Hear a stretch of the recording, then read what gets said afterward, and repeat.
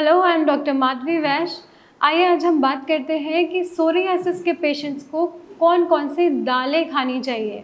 Psoriasis के मरीज़ों को मैं हमेशा एंटी इन्फ्लेमेटरी डाइट लेने की सलाह देती हूँ, जिसमें कुछ दालें फ़ायदेमंद हो सकती हैं और कुछ दालें उनको नुकसान भी कर सकती हैं, तो सोरियासिस के पेशेंट्स को वो अवॉइड करने चाहिए। सबसे पहले अब हम बात करते हैं कि सोरियासिस के मरीज़ को कौन कौन सी दाल खानी चाहिए। सबसे पहले मैं रिकमेंड करती हूँ मूंग की दाल। मूंग दाल सोरियासिस पेशेंट्स के लिए बहुत ज़्यादा फ़ायदेमंद साबित होती है, क्योंकि ये बहुत ही ईज़िली डाइजेस्ट हो जाती है, लो होती है एलर्जेंस में और ये एंटी इन्फ्लेमेटरी प्रॉपर्टीज़ रखती है।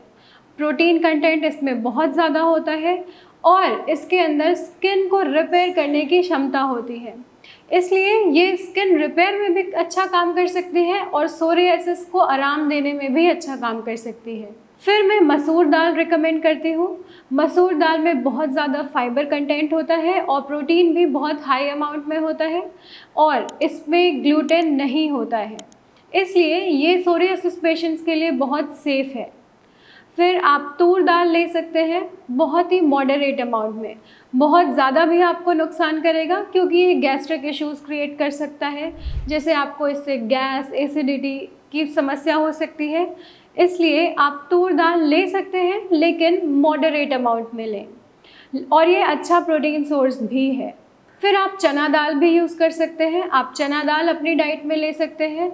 चना दाल बहुत ज़्यादा प्रोटीन रिच होती है, लेकिन अगर आपको गैस, एसिडिटी, कॉन्स्टिपेशन इस तरह की समस्या है तो आप इसको कम लें।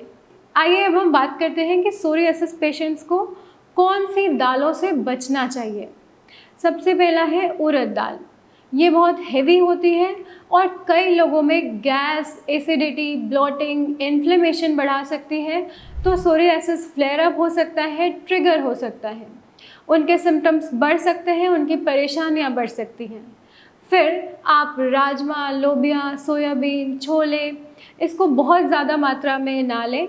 ये हाई प्रोटीन लेग्यूम्स हैं, लेकिन ये गैस, ब्लोटिंग का रिस्क बढ़ाते हैं, इसलिए आपको गैस्ट्रिक इश्यूज़ हो सकते हैं और आपका सोरियासिस भी फ्लेयर अप हो सकता है।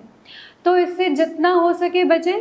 आप कभी कभी इस्तेमाल कर सकते हैं, और अगर आपको किसी भी तरह का गैस्ट्रिक इशू नहीं होता है तो आप ये छोले, चने, राजमा ये सब यूज़ कर सकते हैं। अब मैं बात करती हूँ कि सोरियासिस के लिए दाल को किस तरह से खाएं।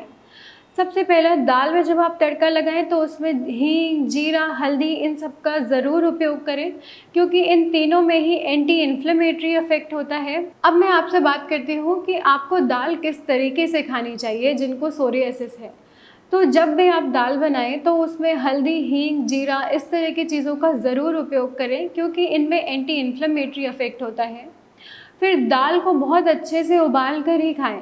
कच्चा या आधा पकी दाल से आपको गैस बन सकती है, गैस्ट्रिक इश्यूज़ आ सकते हैं, जो कि आपके सोरियासिस को भी ट्रिगर कर सकते हैं। जब भी आप दाल खाएं तो उसमें घी आप ज़रूर इस्तेमाल करें, क्योंकि ये आपकी गट हेल्थ के लिए अच्छा होता है, और अगर आपकी गट हेल्थ सही रहेगी तो आपको सोरियासिस के पैचेस में भी आराम मिलेगा। आई होप ये इन्फॉर्मेशन आपके लिए यूज़फुल रहेगी। आप अपने एक्सपीरियंस हमें ज़रूर शेयर करें, और अगर आप या आपके किसी भी जानने वाले को सोरियासिस जैसी प्रॉब्लम है तो आप हमें कॉन्टैक्ट कर सकते हैं उसके परमानेंट क्योर के लिए। Thank you.